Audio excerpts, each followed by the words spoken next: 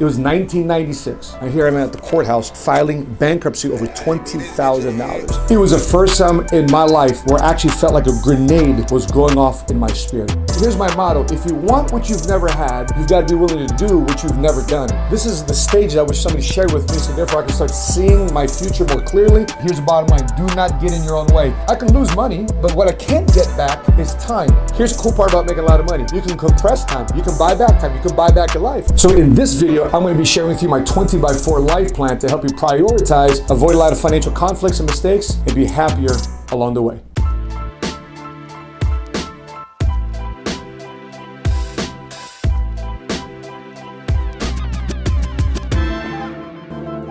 What's cracking, everybody? Money Smart Guy, Matt Sapaula here, hailing to you from my office here at the Money Smart Movement Team headquarters. And Brandon, pull back real quick. Have them show our mural right here in the office, man. This, oftentimes people ask, how did I get started in business? Here's my motto: if you want what you've never had, you've got to be willing to do what you've never done.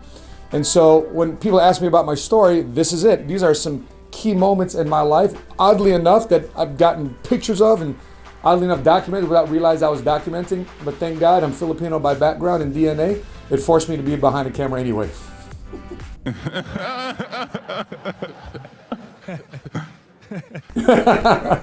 put something in there.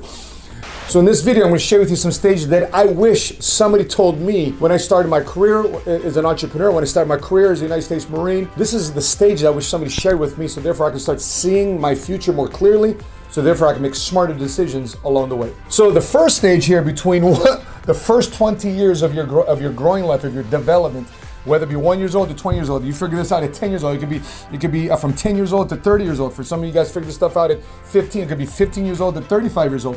Whatever that first 20 years is what I call my formalization stage, where you have to make no big mistakes.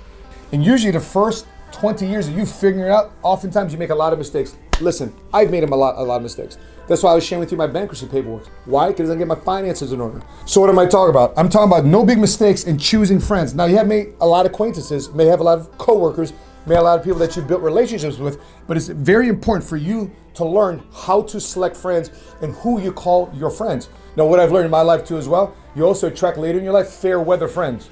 Why? Because you're now making money, you're now successful, you have some level of status and influence, and now people want to associate with you. You gotta be cautious with that. And how do you figure that stuff out early in your life? Is what you identify as friends based on values and principles. What values do I want for my friends? What principles do I want them to follow? What values and principles are they gonna uphold with me if I'm having a tough time in my life? Because there's a proverb out there that says good character is corrupted by bad company. So right here in your first 20, this tranche here of 20 years, you got to have the right friends, pick the right company. In terms of your finances, make sure you establish your credit, your credibility, and consistency with your decisions. There's a book out there called Outwitting the Devil. And in this book, it's an interview between the author and the devil. And one of the things that the devil says is, I love drifters. What does he mean by that? A lot of people will make a decision and then drift away from it and go to another decision. They bounce, they bounce, they bounce. They pick their heads up after 20 years and accomplish nothing. And what happens is it erodes your credibility. So credibility, consistency, and your credit is very important to establish in the first 20 years of your formalization stage. To be completely transparent and open to you guys, for those of you guys following me on Facebook, for those of you who are watching my YouTube channel, I took my entire 30s to repay back the mistakes of my 20s. The next 20 to 40 years of your working life, you've got to make money. So you got to capitalize.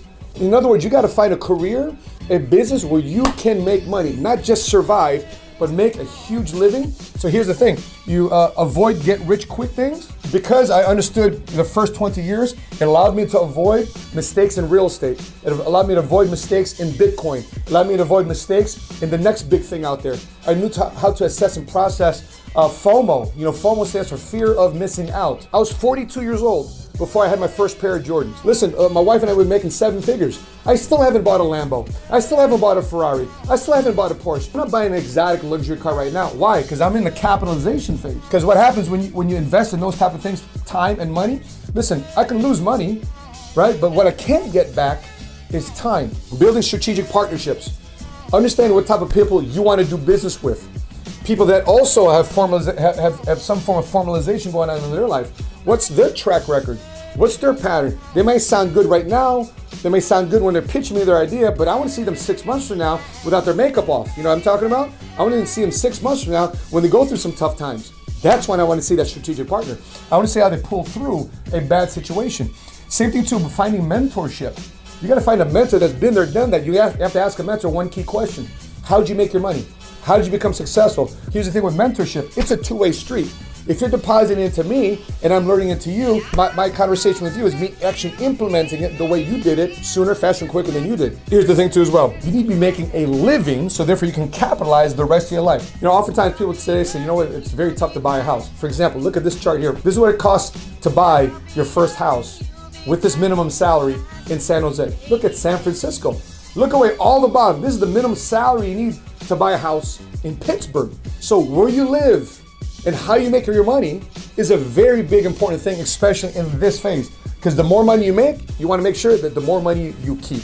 In the city of Chicago, according to the EPI.org website, the Economic Policy Institute website, if you're a married couple, two adults, and you have 2 kids, this is the minimum salary you need to make a modest lifestyle. So if you find yourself making less than this, in other words, you're just surviving, you won't be able to take advantage of this phase of your life. So the question you have to ask yourself is this: if I stay in this current job or career and I'm in my 40s and 50s, will I be able to actually make more money than I'm actually spending so therefore I can capitalize with this current job or career? If the answer is no, you got to make changes. Third phase.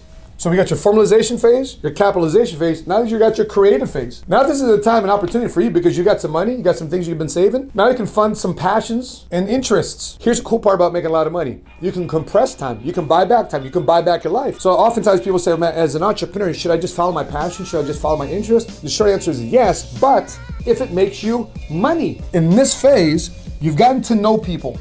Where did you get to know people? By picking the right friends up here.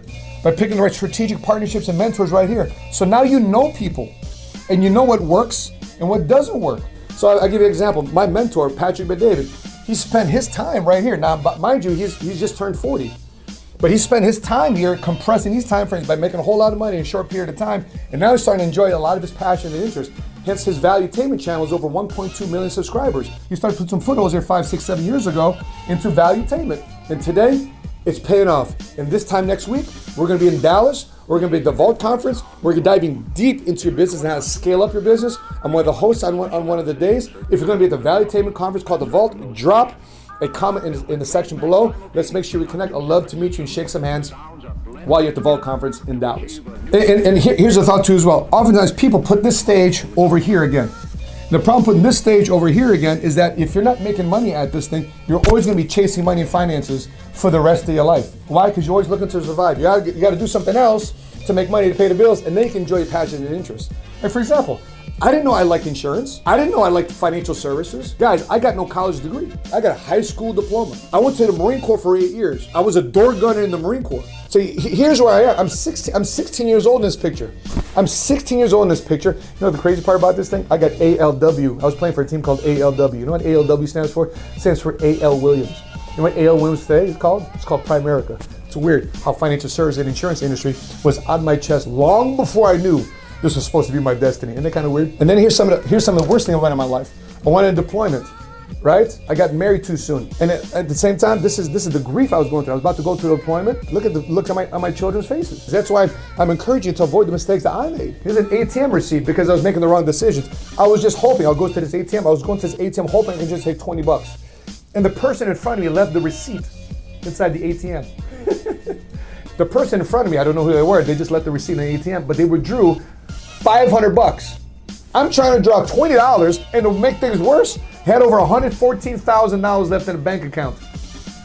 Carlton Enlow, who recruited me at 23, 24 years old. In this picture, I'm 23, 24 years old. And thank God for this guy who was bold enough to approach me, of all places, in the bathroom of a Best Buy and ask me if I was a Marine and what my plans were for life after the Marine Corps, because he was a retired Master Sergeant when I ran into him. So thank you, Carlton Enlow. And thank God for my sister who introduced me to this gentleman.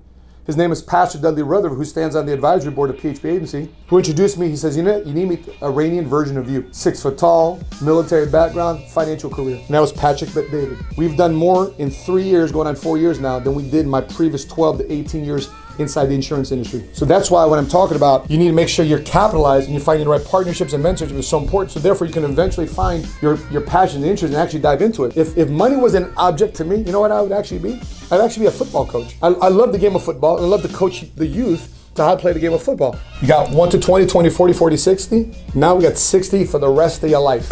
Now, you're talking about major contribution to society. Imagine for the rest of your life, your areas of financial freedom is now filled with purpose so that you can make a contribution to our society, make a contribution to your family. You can make a contribution to your current family generation. We're talking about a legacy that you've built and created because you decided to make a big decision now. At the watching of this video, you decided to make a decision now. By the way, if you're watching this video, in the comment section below, jot down the month and year you're watching this if you choose to make a financial decision in your life to follow a 20 by 40 plan. Let me know how this works out. Let me know the date that you actually said, you know what? Let me put a financial flag in the ground. Let me put a legacy flag in the ground. And this month, this date of me watching this video, this is when my life started to change. But here's the thing I'm thinking about in this area. Because remember, we talked about this ripple effect, the ripple effect that I was thinking about in my first tranche, this ripple effect. Listen, I love children. I love my kids. Because of this scenario in our life and between my wife and I, we've both been able to retire our parents. And one of the greatest things that my wife and I have been able to experience is seeing both our parents be involved in our children's lives. So once in a while, she and I, we actually have some sleep with a newborn. And for those of you who have newborn kids, you know sleep is not the thing that you have. But thank God for parents that are retired. They're involved. Why? Because my wife and I were thinking about this, about our contribution. My wife and I, we're meeting with our estate planning attorney tomorrow. We're modifying our trust. This is the trust that we established. It's our living documents right here. So here in this estate planning portfolio that we've established, we're updating it on Friday. Why? Because our family situation has changed. Our finances have changed. And speaking of which, these are our life insurance policies. This is not for our clients. This is for us. These are our life insurance policies. These are policies that we started with $100, we started $50, we started $200, but lately we're just starting to add more and more. Why? Because we're creating a family bank. Why am I talking about a family bank? A bank that they can make withdrawals and deposits. So instead of my kids worrying about having to ask a bank or another investor, well, how come we can't be the investor? How come we can't be the bank? That's why I'm talking about being a family bank. My children, just because I have X amount of dollars when I pass away, when I'm long gone, I just don't want them to think that I'm evenly dividing my money. Listen, I tell the kids, if you work and you make contribution to our society, you have the opportunity to be a multi-millionaire through the trust fund that we established for you. If you don't make any contribution to society, guess what happens? You don't get to make a withdrawal. So contribution phase here for the rest of your life. But guess what happens? It's got to start here. Why? Because it has a ripple effect. A couple things that are in our society today that I think is very important for us to understand. The millennials today, according to news, is going to have a very rocky retirement. The millennials, for a period of time, went through the Great Recession and they got loaded full of student loan debt. And by the way, student loan debt, as a recording of this video, is at $1.5 trillion. Student loan debt is a big thing that's being talked about in our society today. That my conversation with my kids is college really the place to go to? It's not. I don't have a college degree, and look where I'm at in my life. And another thing that was talked about in the news is Social Security. That this year, the Social Security is paying out more than it was actually collecting in your taxes. The last time I checked, the more you're paying out and the less they're collecting in, that's already doomed for failure. If we're in the yo-yo economy, yo-yo means you're on your own. If you're on your own, I hope that you have some form of plan, that you're just not going through life and winging it. As you're watching this video, I'd love to know what you think. Please drop them in the comment section below. I look forward to reporting this in the next video that we upload to our YouTube channel, that we upload here on Facebook.